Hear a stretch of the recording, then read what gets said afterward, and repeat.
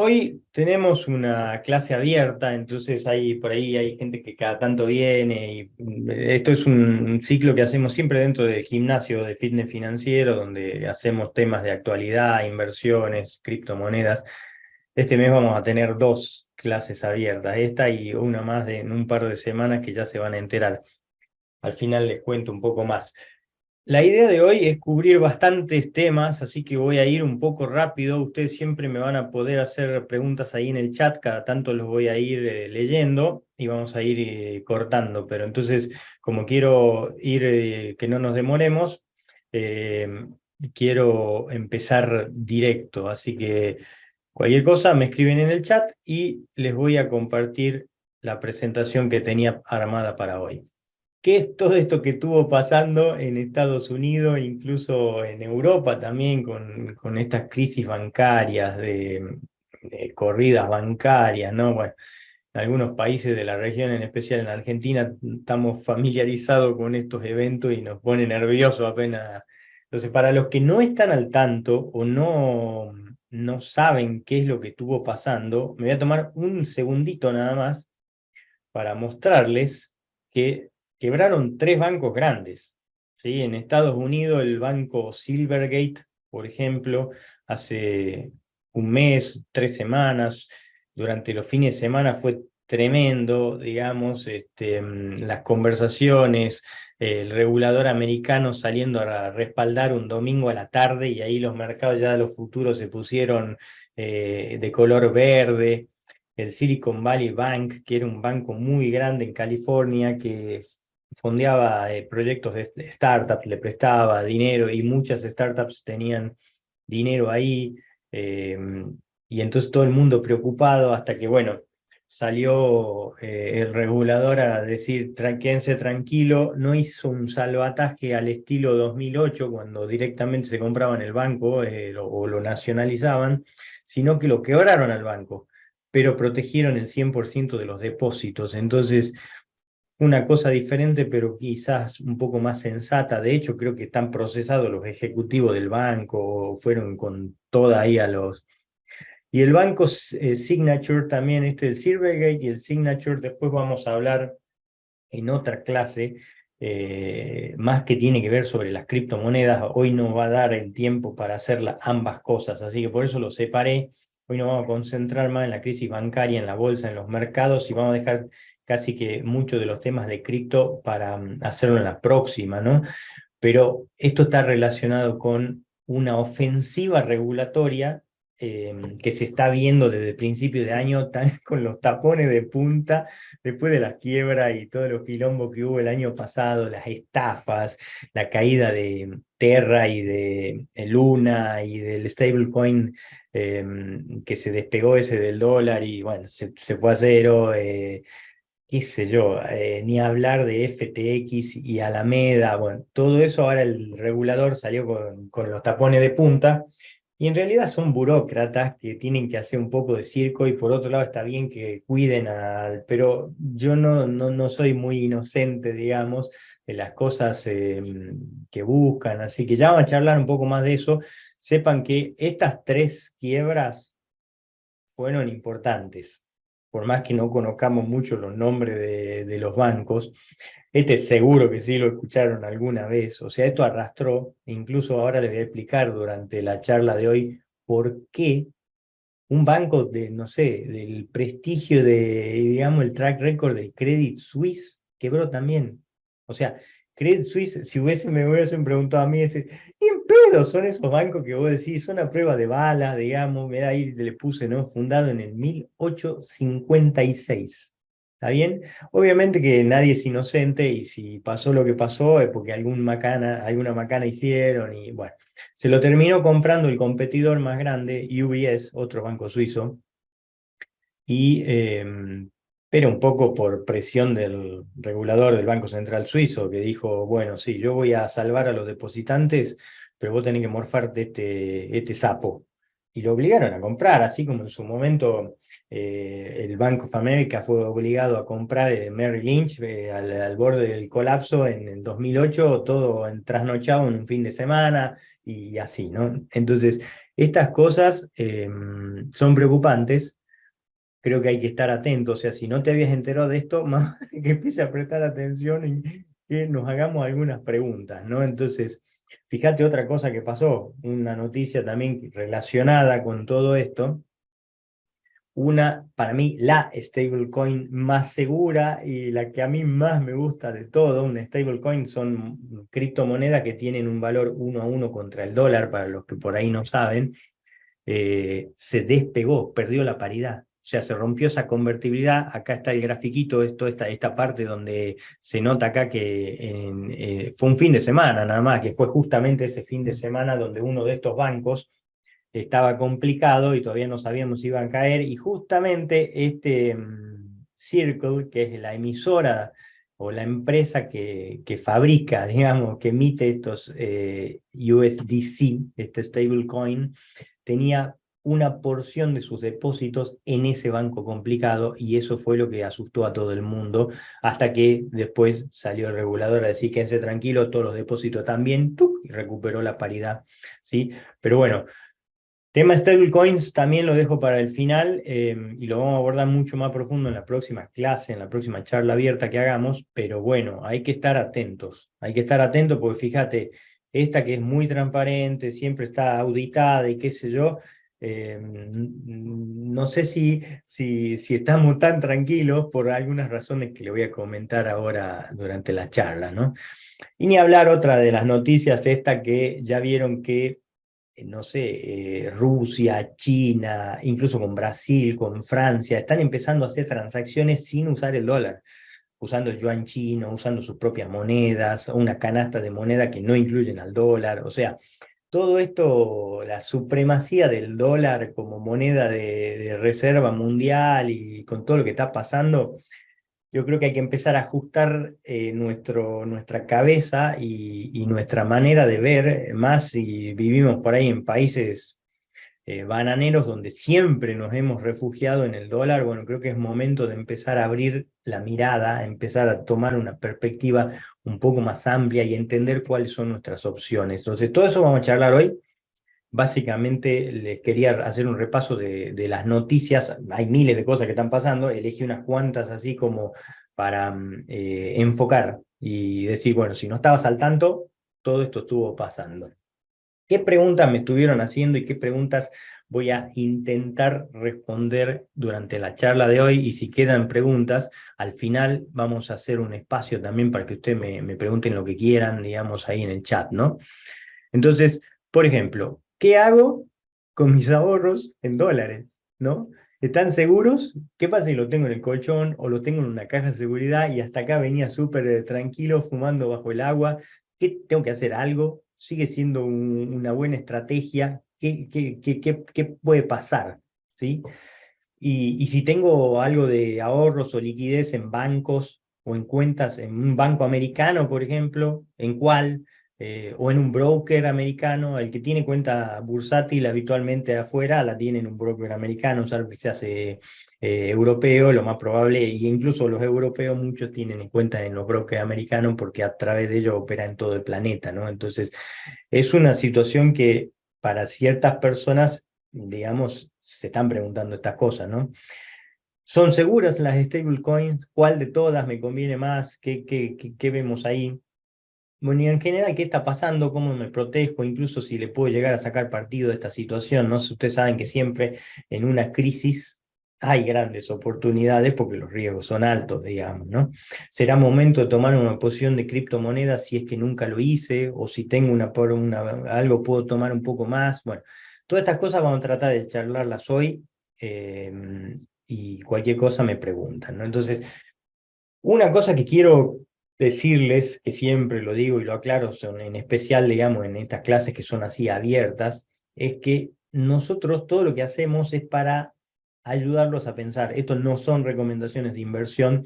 Para poder darle una recomendación fundada hay profesionales que se dedican mucho mejor a eso y que te tienen que entender muy bien dónde estás parado, el perfil. Entonces, nuestro objetivo desde Fitness Financiero siempre es la educación financiera. Somos una plataforma de educación financiera, entonces no quiero que se interprete nada de lo que voy a decir ahora como una recomendación para que vayan a comprar, vender o venderla a tu vieja para comprar cosas, como siempre digo en términos jocosos, ¿no? Así que esto no son recomendaciones de inversión, claramente, simplemente quiero abrir un espacio de reflexión con todo esto que está pasando. Entonces, vamos a ver de qué se trata esto que está pasando. Voy a salir acá de la pantalla compartida para ver, ahí están preguntando, a ver si tengo algo en el chat. Eh, Genial, no, bueno, eran saludos nada más. Bueno, listo, cada tanto voy a hacer así un break y voy a leerlos un poco, así que si quieren dejar consultas o lo que sea, van tirando acá en el chat y yo después las voy a atender a todas, ¿sí? Bueno, entonces, esto tiene que ver mucho de lo que está pasando con lo que hace la Fed, ¿está bien? Que es la Fed es como el banco central de Estados Unidos. Tiene un siglo de historia, ¿sí? Más o menos, un siglo de vida.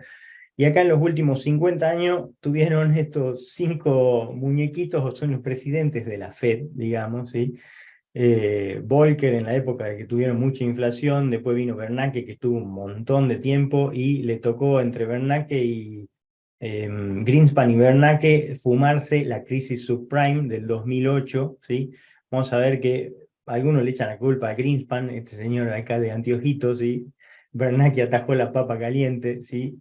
Janet Yellen y ahora lo tenemos a Powell, Jerome Powell haciendo anuncios y qué sé yo con distintos lugares donde la tasa de interés la van moviendo para arriba y para abajo, y ahora vamos a entender por qué es tan importante cuando salen las noticias sobre la tasa de la Fed, por qué se mueven tanto los mercados, qué es lo que pasa, ¿no? Entonces, fíjate, para mí esto es un tema de qué es primero, el huevo o la gallina, ¿sí? Fíjate acá, en este grafiquito que está desde 1990, ¿sí? Traje a propósito un gráfico de unos años para atrás para después meternos porque van a ver que lo que está pasando ahora pasó, si toda la vida pasa lo mismo, digamos, ¿no? Entonces, la tasa estaba al 8%, fíjate, esta línea va bajando, ellos la bajan a la tasa, por eso tiene un saltito así como escalones, y después si pasa algo la suben de nuevo, y después la vuelven a bajar. Entonces, por ejemplo, ¿no? La burbuja del Nasdaq, aquellos que todavía miraban o se acuerdan por ahí de la burbuja de las .com, ¿se acuerdan eso en el año 2001? Bueno, fue porque la Fed tuvo una política más o menos tranquila en términos de tasa, eso generó una fiesta bursátil, toda esta subida del índice de la tecnología, aparte estaba la revolución de Internet, que era como una ola nueva que venía a revolucionar toda la manera en que hacíamos los negocios y hacíamos todo, y después pasó, llevó un poco más de tiempo, pero eso terminó ocurriendo con Internet. Bueno, empezaron a subir la tasa, plum, reventaron la burbuja, ¿sí? Entonces, cuando cae la economía, tienen que bajar la tasa. Ahora le voy a explicarle esa relación, ¿no? La tasa de interés, pienso en lo que es como el precio del dinero. A mí me gusta explicarlo, digamos. Entonces, cuando igual el dinero lo pone más caro, ¿sí? Se hacen menos proyectos, la economía se achica, digamos. Y cuando el dinero lo pone barato, bajando la tasa, ¿sí? Ayudas a que la economía recupere. Entonces, con eso que venían bajando la tasa encima fue el evento este de las Torres Gemelas. Entonces prácticamente ahí no les quedó otra, porque encima el caos, ¿se acuerdan? Que la gente estaba con miedo, no quería viajar en avión y todo un quilombo fue. Bueno, la bajaron prácticamente a cero a la tasa, porque ya la venían bajando por el despelote del Nasdaq o de las .com, bueno, terminaron de bajarla casi a cero. ¿Está? Y hubo una época de dinero muy barato, gratis prácticamente, cuando la tasa es cero, vos tomás deuda, digamos, tomás, o sea, todo el mundo se endeuda, las empresas, los individuos, todo, pues sale re barato todo, ¿sí? Entonces ahí está la explicación de por qué eso dinamiza la economía. Pero eso tiene problemas. Justamente en tanto tiempo de tasas bajas o así tan chiquitas, se generó la próxima burbuja, que terminó reventando en el 2008 la burbuja de las hipotecas subprime, donde se habían estructurado de todo tipo de cosas, hipotecas basura, le salieron a prestar cualquiera, fue un desastre, ¿está bien? Entonces, la realidad, por eso pongo esto del huevo, la gallina, yo ya no sé qué es primero. Es cierto que algunas veces pasan eventos como esto del terrorismo y bueno, vos tenés que reaccionar, pero algunas otras veces las burbujas las generan los bancos centrales con su política monetaria, para mí, ¿entendés? Entonces, nadie sabe, ellos van a decir otra cosa, digamos, yo que veo y que leo la economía, y a mí me queda la duda siempre, digo, pero ¿no habrá sido una política súper laxa lo que genera y nos lleva a estos quilombos?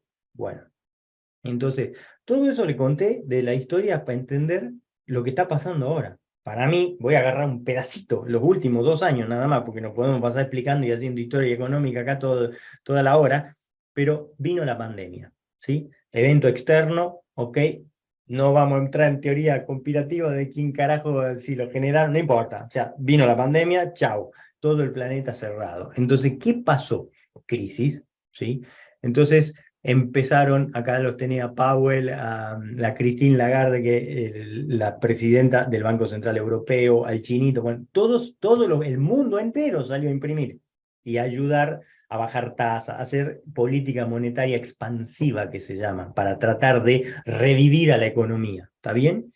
Entonces eso es bueno. ¿Por qué? Porque nos ayuda. O sea, acuérdense que estábamos todos guardados, era un quilombo, o sea, hay empresas que estaban forzadas a cerrar, los empleados no podían ir, no se vendía, hasta que, bueno, todo eso, y nos mandaban dinero, o sea, hacía como ayudas económicas a particulares, a empresas, etcétera, etcétera, etcétera, toda una inundación de liquidez por la pandemia. Bueno, fue tan grande esa inundación de liquidez que la recuperación fue rapidísima. O sea, en el 2021 ya estaban, miren, fíjense, ahí está Estados Unidos, la eurozona, China, todos los países básicamente ya en el 2001 estaban recuperados.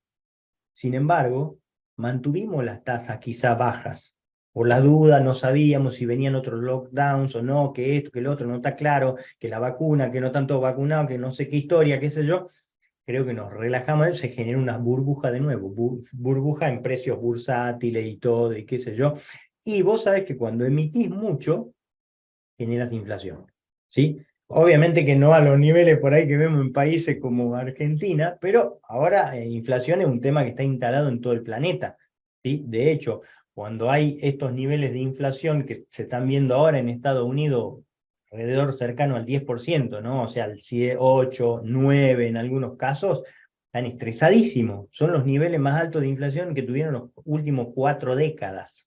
Para que ustedes tengan una sensación. Yo sé que en Argentina tenemos esa inflación en un mes.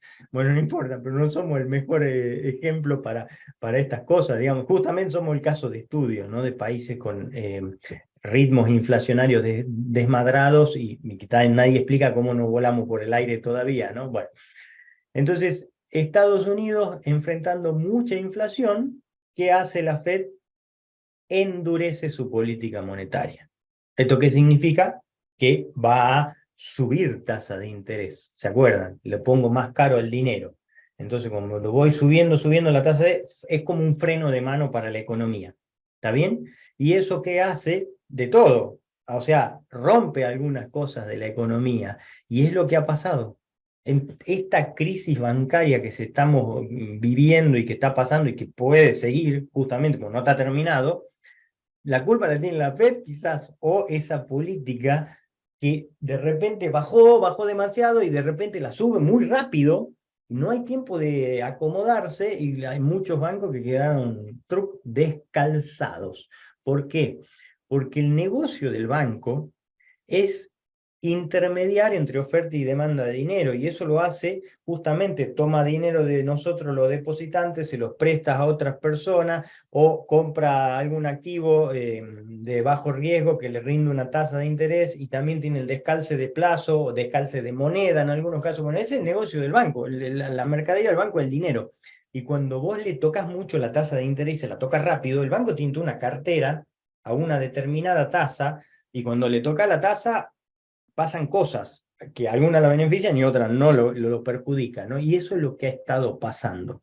Bueno, entonces está planteado de que esto de intervenir los mercados, haciendo política monetaria expansiva de imprimir, bajar la tasa, genera efectos, y como esos efectos no son inmediatos, por ahí después tengo que hacer la política inversa, y eso genera los ciclos económicos. Justamente los ciclos económicos son, creo, más rápidos, más profundos y cada vez más volátiles porque meten todavía más los garfios de lo que deberían. Quizás si dejasen un poco que el mercado se acomode un poco más tranquilo, solito y qué sé yo, no tendríamos, por lo menos en mi humilde opinión, semejantes de problemas como los que estamos viviendo. Muchas veces creo que es exceso de intervencionismo. Con esto no estoy diciendo que no tienen que meter los garfios, que no está bien que haya un regulador. A mí me parece que está bien que haya un regulador, que está bien el Banco Central. Hay varias cosas que están bien. El exceso es lo que me parece que no está bien, y últimamente se vienen viendo muchos, demasiados excesos para mi gusto, ¿no? Básicamente les quiero explicar entonces bien cómo es que se generó esta crisis bancaria, ¿sí? Ya saben que para mí fue producto de estas subas de tasa. Entonces, vamos a explicarlo esto rapidito y ustedes me cuentan si lo van entendiendo o no. Acá tienen una evolución de cómo era la tasa esa de la Fed, esto que está en naranja, ¿no? Entonces ven, fíjense que estaba 2,5%, de repente viene el COVID, ahí por abril, el primer trimestre del 2020, ¡tuc! La tasa a cero, pero a cero, ¿entendés? No a uno, de cero. Y 2 años en cero. Eso huele a problema que no lo ve inmediatamente, pero es lo que estamos viviendo ahora. Entonces, fíjate vos que acá, ya cuando la Fed empezó en este circulito amarillo, acá anunció la recorte a cero, acá anunció que iba a empezar a subir la tasa, bueno, después la empieza a subir, pero la recuperación ya estaba. Esto es el índice del dólar, ¿sí? Cómo ya estaba recuperando. Entonces, cuando vos le errás al timing ese, hace macana, digamos, ¿no? Porque entonces se genera una burbuja, ¿sí?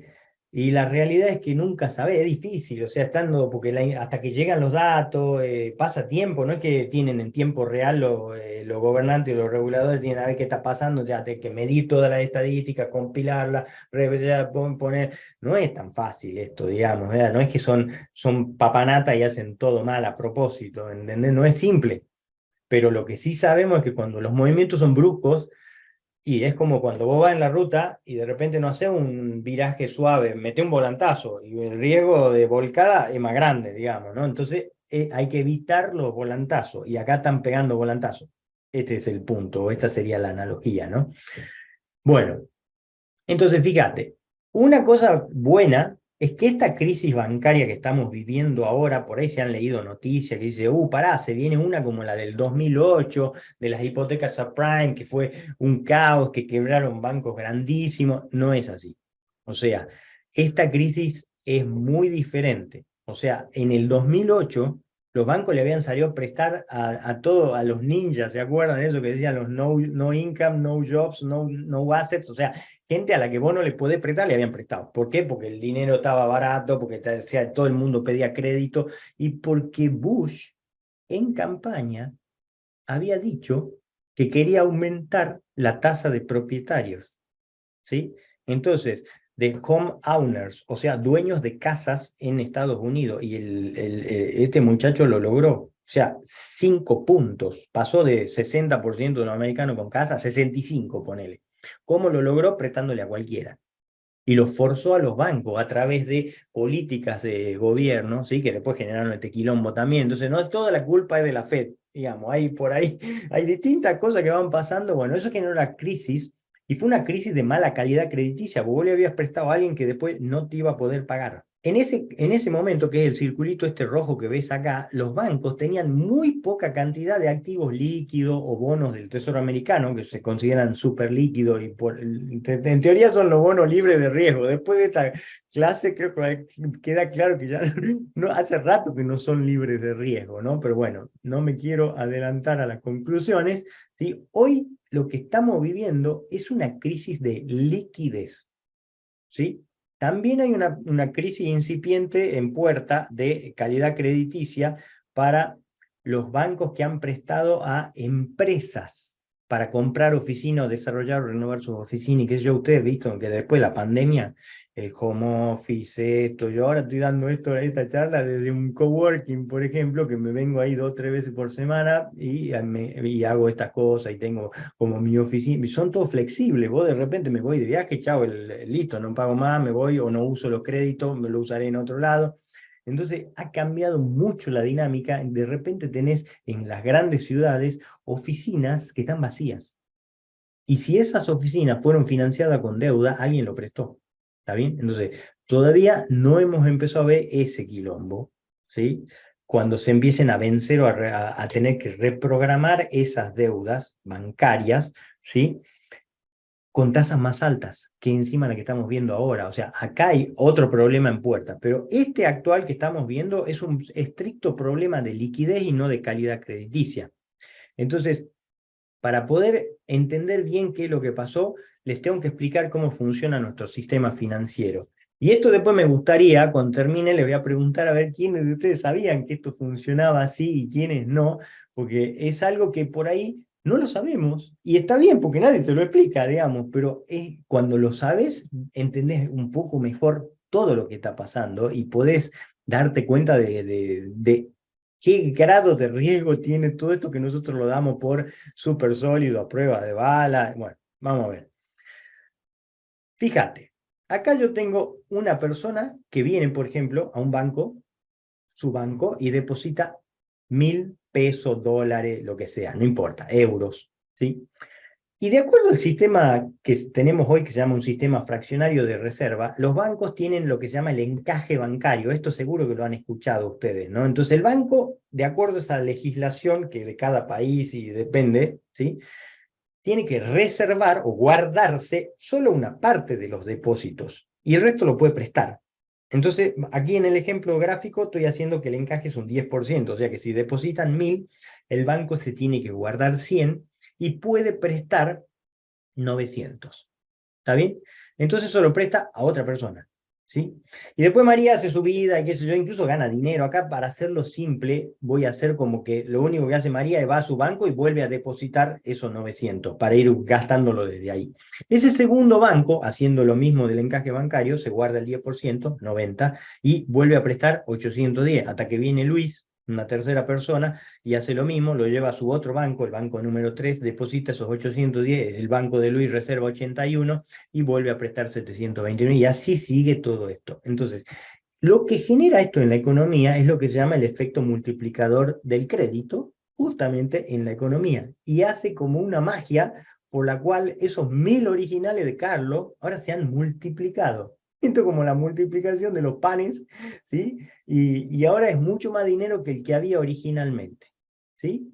Desde ese punto de vista, eso es bueno, porque genera dinamismo en la economía, o sea, se creó dinero de la nada, en teoría. Bueno, no de la nada, por la intervención de los bancos y el crédito. ¿Está bien? Entonces, fíjate que si uno toma estos depósitos, hasta acá nada más, porque esto sigue, ¿sí? Pero vamos con lo que tenemos los numeritos acá en la placa, hay 2.710 pesos, dólares, euros de depósito. Y fíjate que en reservas solamente hay 171 correspondientes a estos mismos depósitos. Ese es el sistema que se llama fraccionario de reserva, pues solo reservan los bancos una fracción del dinero que reciben. El resto lo pueden prestar o lo pueden invertir, hacer otras cosas que dentro de lo que sea admitido, ¿no? Entonces, ¿qué pasa con esto? Esto lo que hace es que vivamos en un sistema bancario frágil. ¿Por qué? Porque ningún banco, pero ninguno, en ninguna parte del planeta, soporta una corrida bancaria. ¿Qué es una corrida bancaria? Es cuando los depositantes se ponen locos, nos agarra el miedo y vamos corriendo al banco a sacar la plata. Escenas que algunos por ahí pueden recordar o evocar, porque les ha tocado vivirlo, en especial si sos argentino, ¿sí? Y que hoy sacar la plata del banco es 2 clics. Antes tenía que hacer cola, era un quilombo, digamos, ¿no? Y si el banco estaba a hacer, hoy es transacción inmediata. Entonces, vos hoy una corrida bancaria, que es lo que ha pasado, puede voltear un banco en cuestión de horas. ¿entendés? Antes era un tema mucho más lento, rápido pero lento, hoy es inmediato. Entonces, si se produce una corrida, chau.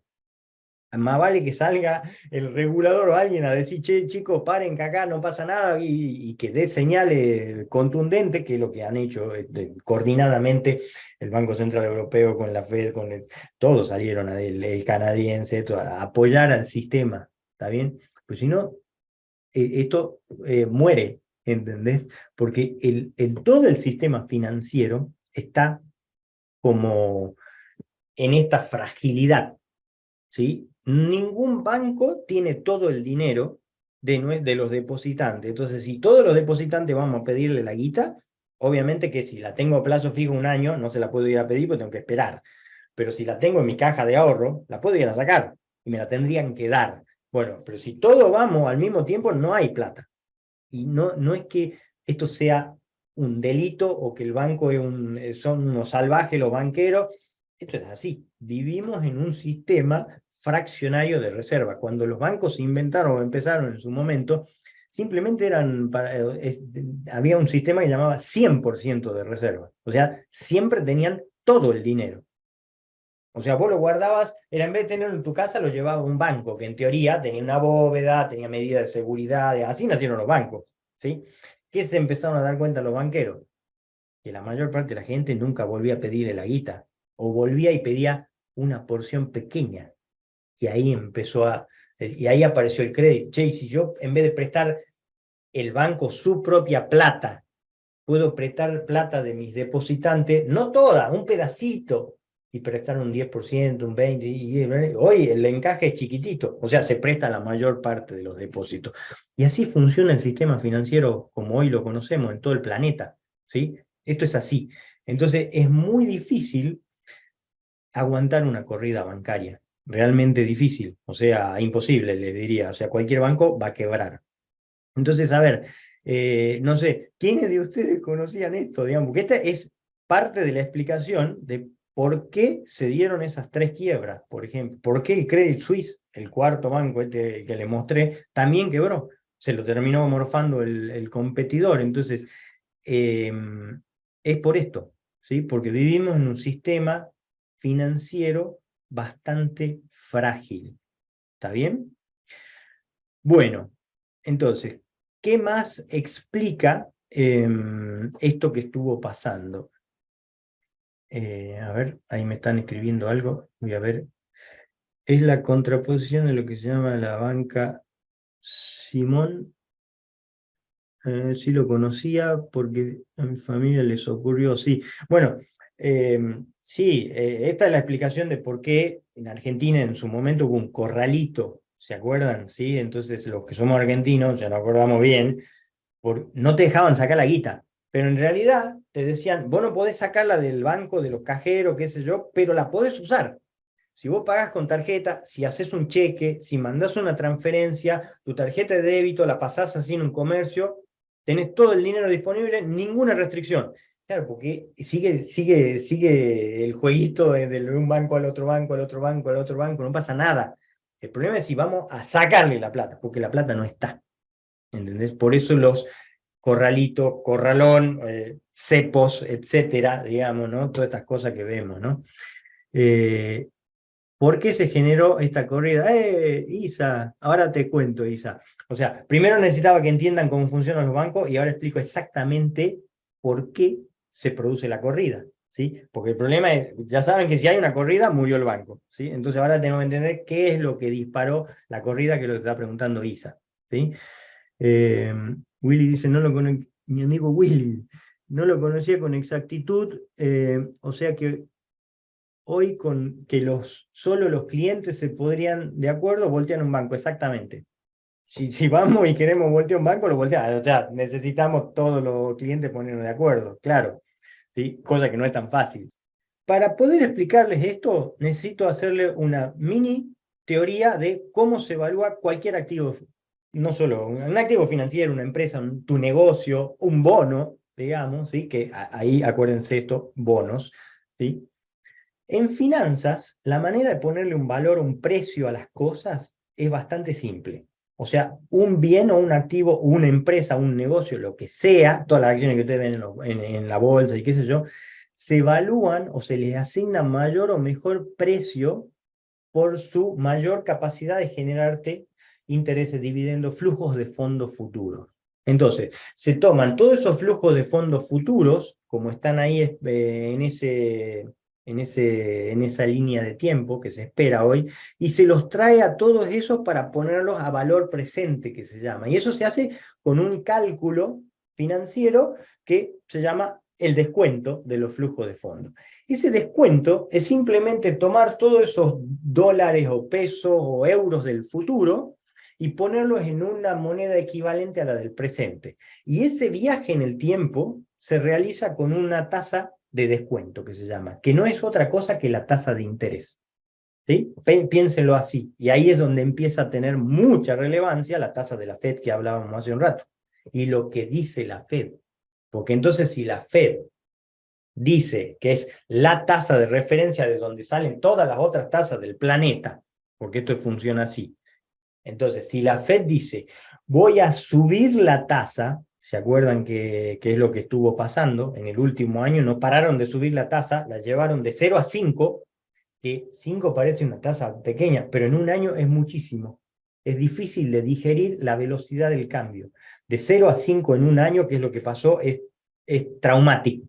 Es volantazo, como yo les explicaba en el auto. O sea, ibas muy rápido, vino una curva, pegaste un volantazo. Y ahora estás pegando la banquina así de un carril al otro.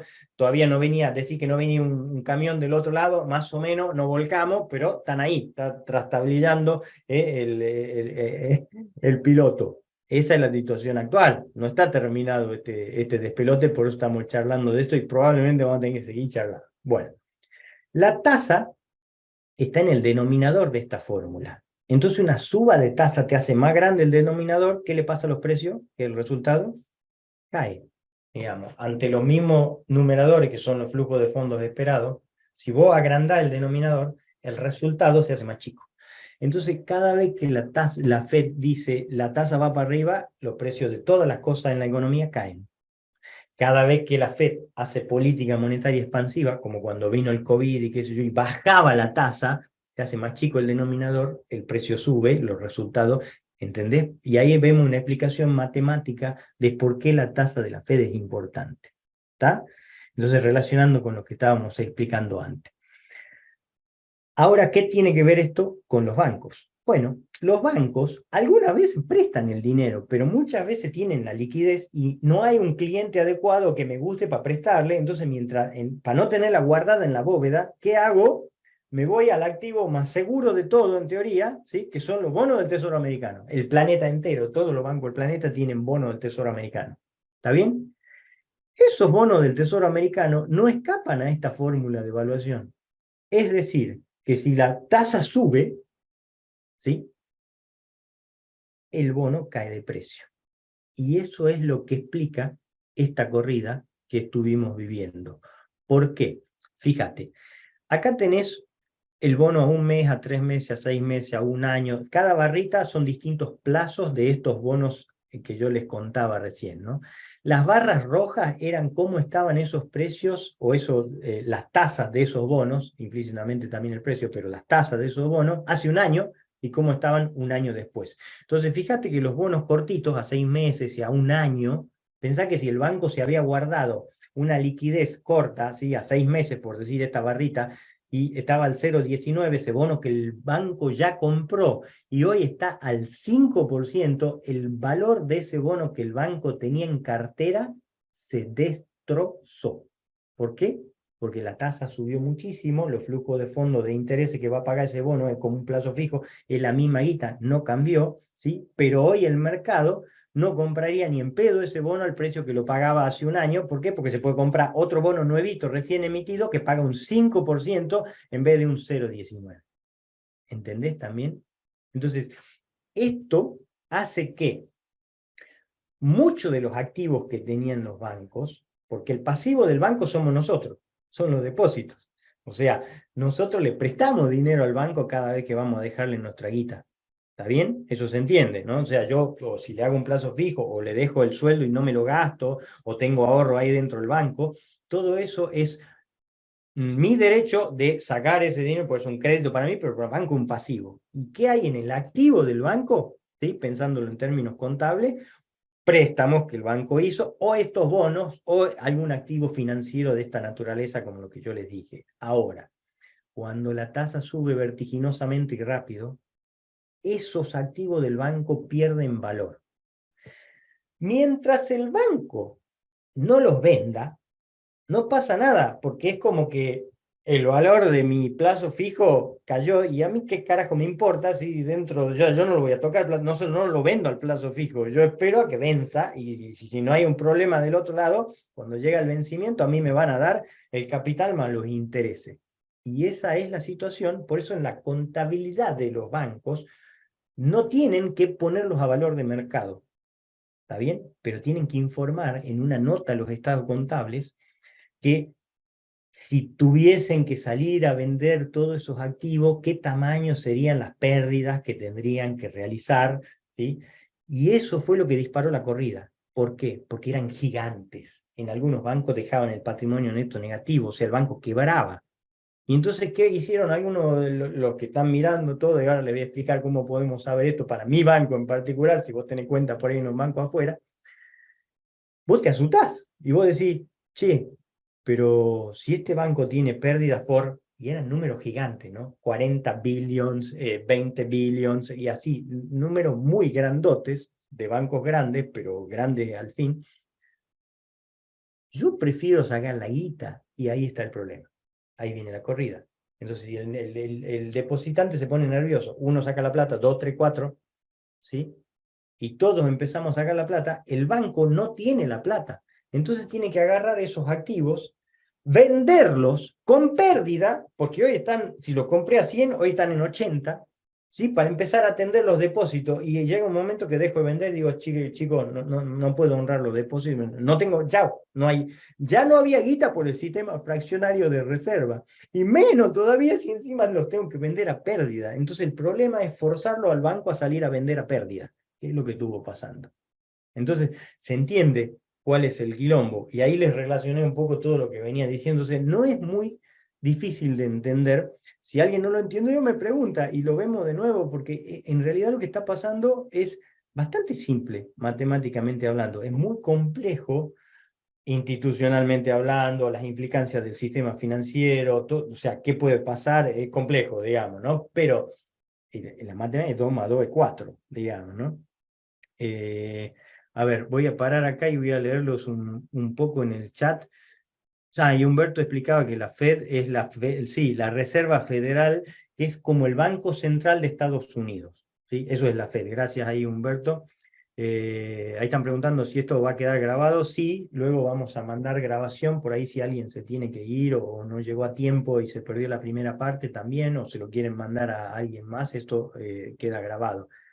Bueno, hasta acá se entendió, más o menos. Isa, te respondí la pregunta de entonces por qué se dio la corrida. Es esto, es un problema de, genial, de suba de tasa frenética. Y por eso decía al principio que no es un problema de mala calidad crediticia, todavía, para algunos bancos lo va a hacer, para otros no, sino de liquidez. Porque entonces no estoy líquido. Tengo bonos del tesoro que van a vencer dentro de 6 meses, un año, dos, y me están pidiendo ya la plata. Y entonces tengo que salir a vender esos bonos a pérdida para darle la plata, chao, me mataron.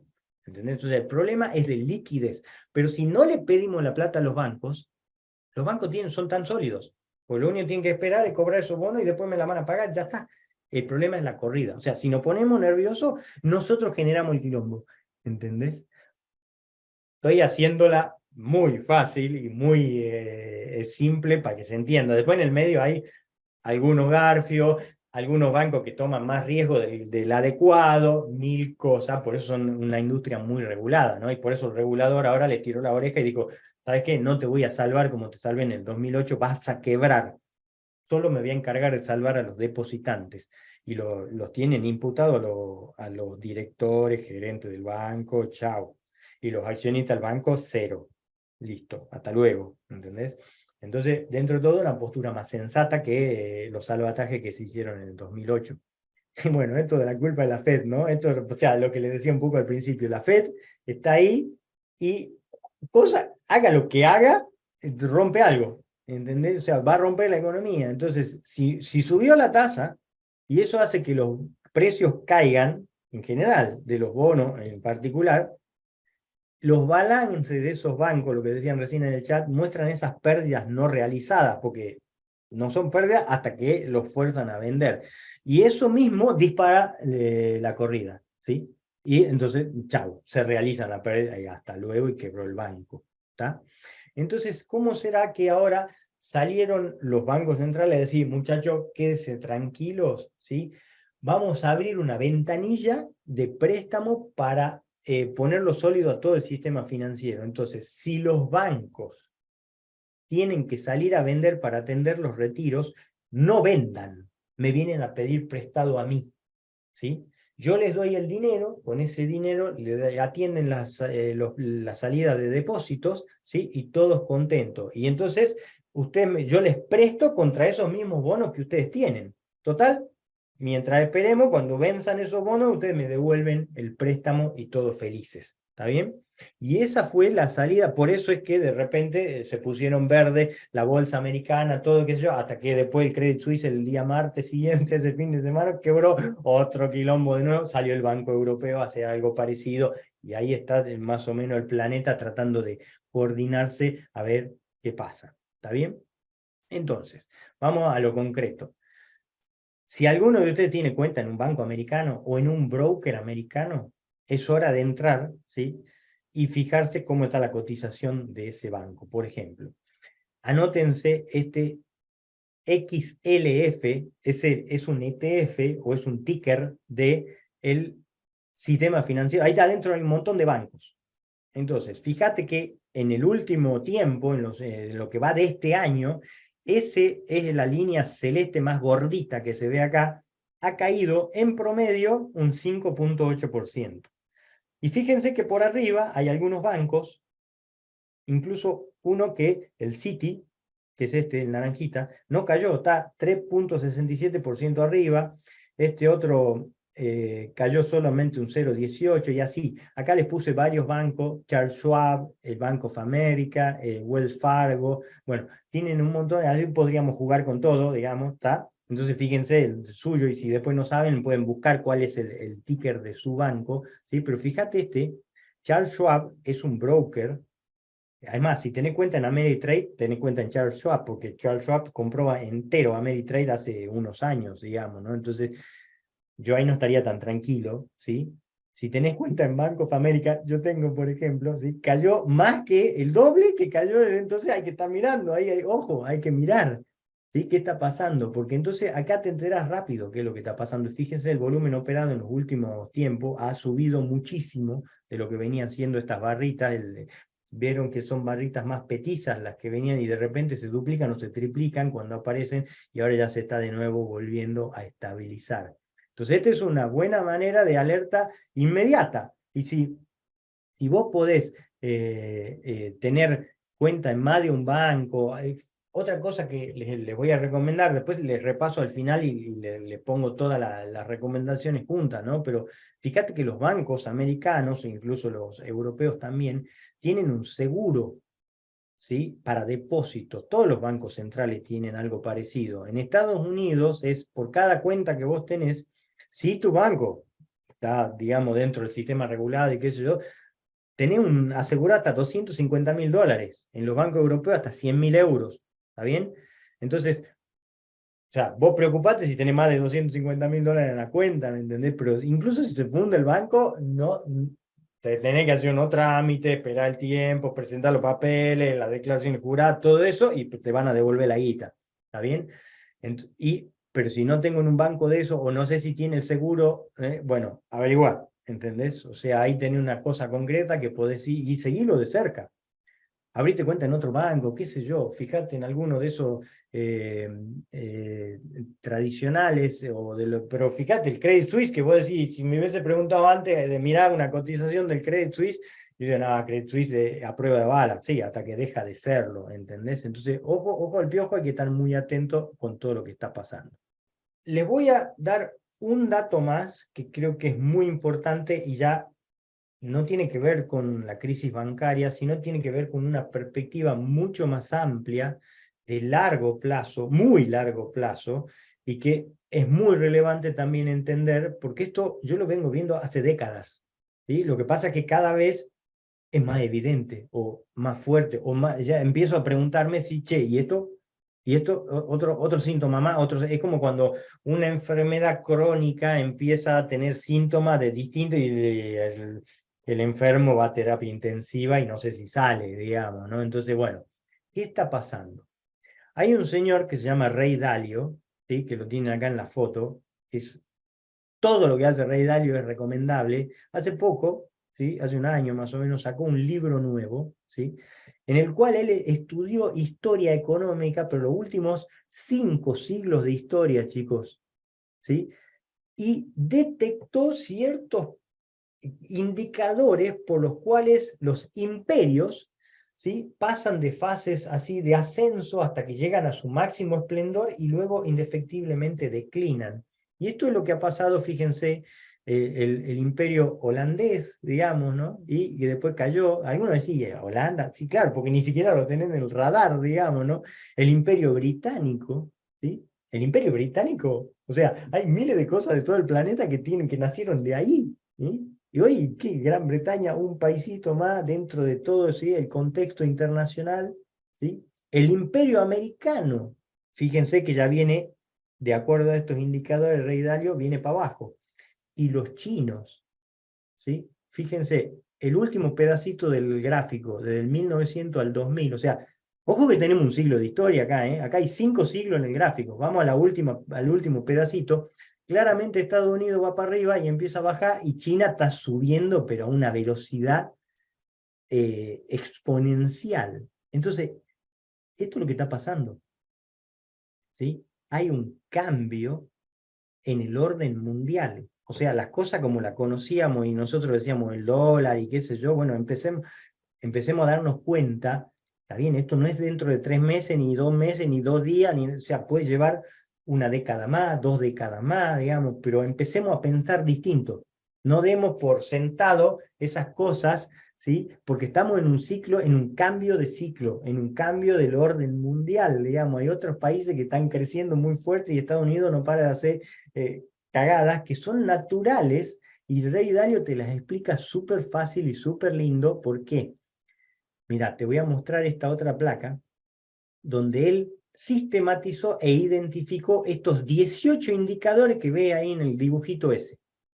¿Sí? Después el que le interese lo puede directamente comprar el libro o tienen un video, les voy a dejar ahí un video como una clase, masterclass de Rey Dalio, él mismo te da la clase, donde está todo esto explicado, no tiene desperdicio, chicos, para mí, o sea, si te interesa esta clase que estamos viendo ahora, tenés que ver lo de Rey Dalio, y él te explica en estos 18 indicadores cómo se van dando. ¿Sí? Y cuando se va dando 1, 2, 3, es una secuencia de pasos, ¿sí? Donde empieza a crecer el nuevo imperio, llega ahí a su máximo esplendor, y después justamente por haber desarrollado y estar en ese lugar, es como que se empiezan a relajar, se tiran a chanta, empiezan a perder productividad porque entonces están boludeando, porque son súper ricos comparado con el resto del mundo, entonces se van más de vacaciones, ponele, y laburan menos, y hay otro que la viene remando, remando, remando desde abajo, ¿sí? Y entonces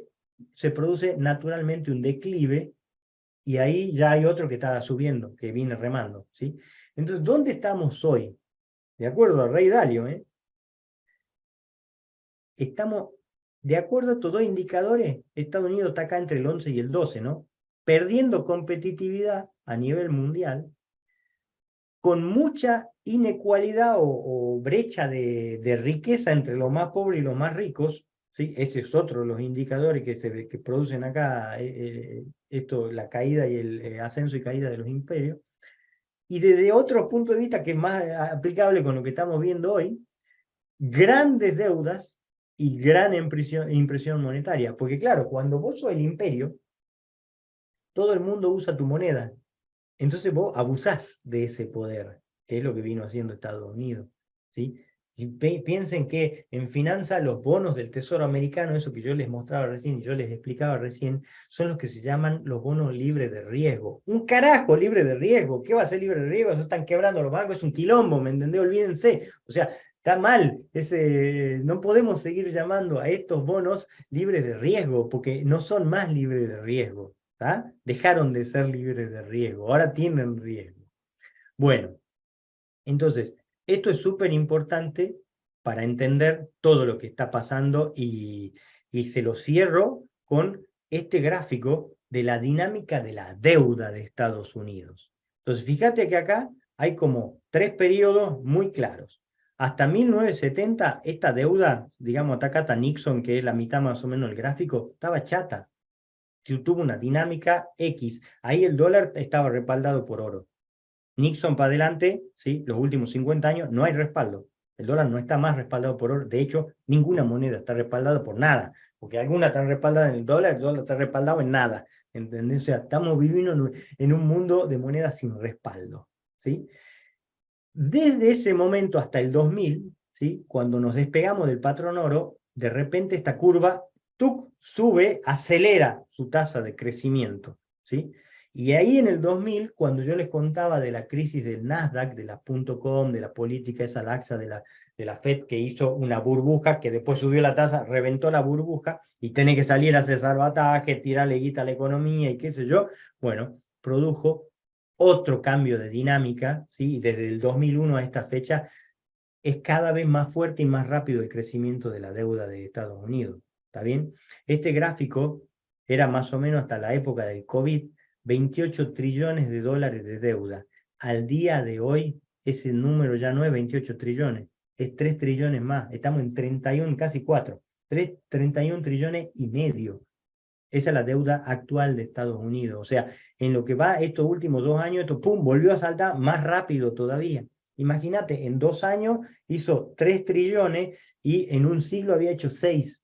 ¿Entendés? O sea, estamos en la parte donde las cosas se pone con una inercia, el efecto bola de nieve es imparable. ¿Sí? Le tomó un siglo llegar a 6 trillones y en 2 décadas hizo 5 veces eso. Imagínate lo que va a pasar en la próxima década, ¿entendés? Porque no es que en otra década va a ser la mitad de eso, no, no, es exponencial. Yo creo que en poco tiempo más hace algo parecido, ¿entendés? A todo lo que hizo. Entonces la pregunta es si esto es sostenible. Y creo que la respuesta está clara. Para mí, simplemente la deuda de Estados Unidos es impagable. Punto. Por todas estas cosas que venimos charlando hasta acá. Entonces, Estados Unidos puede pagar su deuda fácilmente imprimiendo más dólares, claro, hasta que dejemos de querer el dólar. Y ahí hay una corrida no bancaria, una corrida contra la moneda. ¿Y qué pasa cuando hay una corrida contra la moneda? Se muere la moneda, ya lo hemos vivido en muchos países. Nada más que hoy pensar una corrida contra el dólar es como ciencia ficción, ¿entendés? Y yo no estoy diciendo que vaya a pasar. Lo que estoy diciendo es que hay un montón de cosas que nos hacen pensar que el dólar está perdiendo ese lugar de preponderancia tan fuerte que tenía, se está debilitando con el resto del mundo, están apareciendo otras alternativas. ¿Qué hago con los dólares guardados? Es una buena pregunta, es la misma que hacíamos al principio. ¿Qué carajo? ¿Estoy seguro con esos dólares guardados? ¿Sí? Tampoco salgan a gastarlo mañana, pues decir, bueno, ahora... No, no, no, no. O sea, busquemos con inteligencia financiera cuáles son las alternativas que tenemos disponibles para el inversor pequeñito, medianito, más grande, no importa, digamos, porque siempre hay alternativas. Lo que pasa que tengo que buscarlas, tengo que entender lo que está pasando, tengo que ver, tengo que informarme y tengo que capacitarme, básicamente, digamos, porque si me agarra mal parado, los dólares que tenía guardados, chao, se acabó la historia, ¿entendés? Entonces, bueno, evitemos eso. Y si me agarra bien parado, sólido, y capaz que encima, cuando hay crisis, se producen como grandes transferencias de riqueza. Hay gente que pierde mucha guita, hay gente que la levanta en pala. Entonces, imagínate que estamos metidos en un san quilombo de crisis, digamos, ya estamos entrando en un momento muy especial por todas estas cosas que estamos charlando, donde los desenlaces son bastante rápidos y son ahora cada vez más volátiles, más fuertes, más frenéticos, la suba de tasa tiene que ser más grande, la impresión monetaria más grande, la deuda salta más, o sea, Estamos viendo cosas que no se vieron hace un siglo, ¿entendés? Por eso les quería tomar esa perspectiva así de 500 años, porque esto que está pasando ahora ya pasó un montón de veces. ¿Está bien? Es lo que explica el rey Dalio. Esto ha pasado, le ha pasado a le ha pasado al Imperio Británico, le ha pasado a los holandeses, le ha pasado a los otomanos, ¿entendés? Y si queréis ir muy para atrás, todo esto ya pasó. De hecho, lo sistematiza y dice, mira, estamos acá, ahora puede pasar esto otro, puede pasar. Pero para entender eso, y bueno, pasan 70 años, ¿entendés? O sea, ¿y cuánto vive una persona? Claro, no te da, nuestro largo de vida no nos permite entender todo, o sea, tener que estudiar eso muy a largo plazo, entonces me parece espectacular el aporte que hizo con eso Rey Dalio, ¿no? Entonces, ideas finales, con esto los libero. ¿Qué me llevo de acá?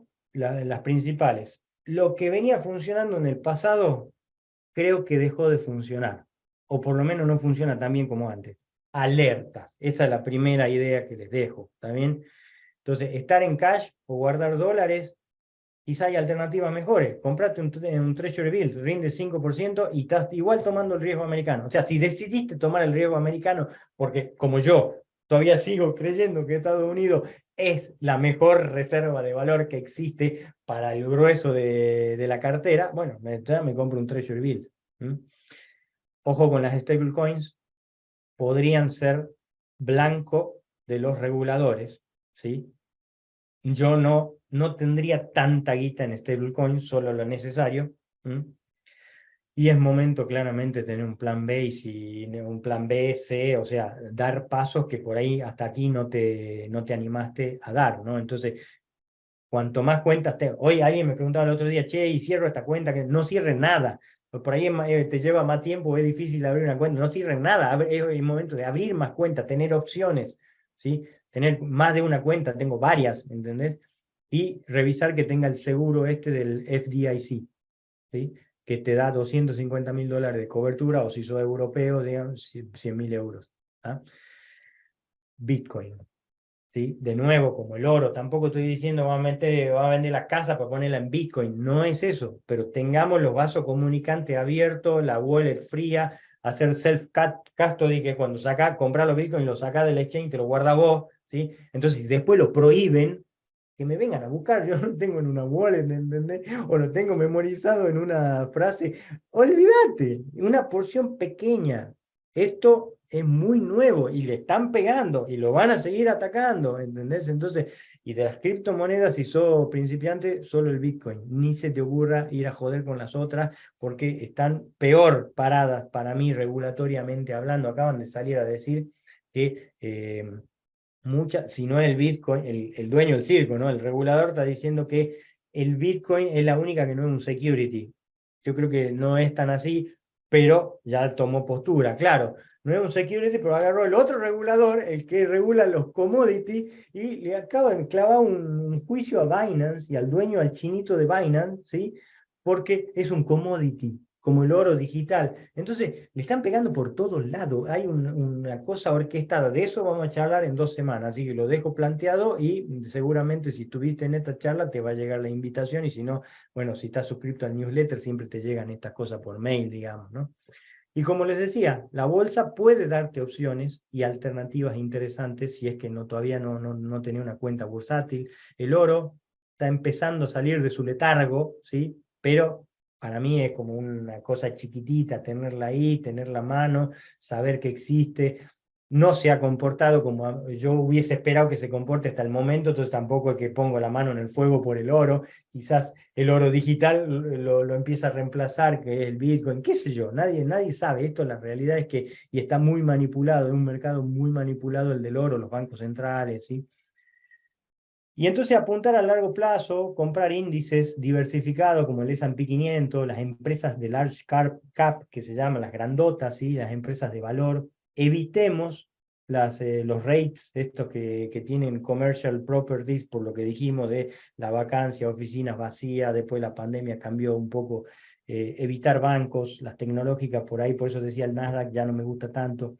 Las compañías de seguro, ojo al piojo, que por ahí en periodos de tasas altas a estas les va mejor. digamos, ¿no? Entonces, hay una oportunidad por ahí para ciertas inversores que tengan un poco más de gana o de tomar riesgo. Algunas compañías de seguro grandes, me metería, podría ser, digamos, porque las compañías de riesgo no tienen un problema de descalce como los bancos, pero sí tienen un montón de liquidez que tienen que administrar. Y cuando hay tasas grandes, tienen tanta liquidez que guardan, las colocan tasas y eso es más grande el negocio financiero que hacen que el cobro de las primas. ¿Entendés? Entonces, por eso digo, es un momento que capaz que las compañías de seguro pueden llegar a tener viento a favor. Bueno, chicos, hasta acá llegamos. Sí, gracias por estar. Estén atentos. En 2 semanas vamos a hacer una clase parecida a esta, muy enfocada en las criptomonedas y en lo que siga pasando de esta crisis y cómo sigue avanzando, porque es como que estamos en el minuto a minuto, digamos. Así que es momento para estar todo este mes atento. Vamos a estar haciendo estas apariciones. Escriban, no, nos preguntan ahí en los mails que reciban si tienen dudas, digamos. Alguien del equipo les va a estar ayudando. Si quieren meterse y profundizar y hacerlo más seriamente, están invitados al gimnasio de fitness financiero. Ahí tienen también en la página, siempre ahí pueden buscar ahí de qué se trata y bueno, ahí estamos todo el día hablando de estas cosas, tenemos un chat permanente. Bueno, me despido, ¿sí? Gracias por estar de ese lado y nos vemos la próxima. Chau, chau.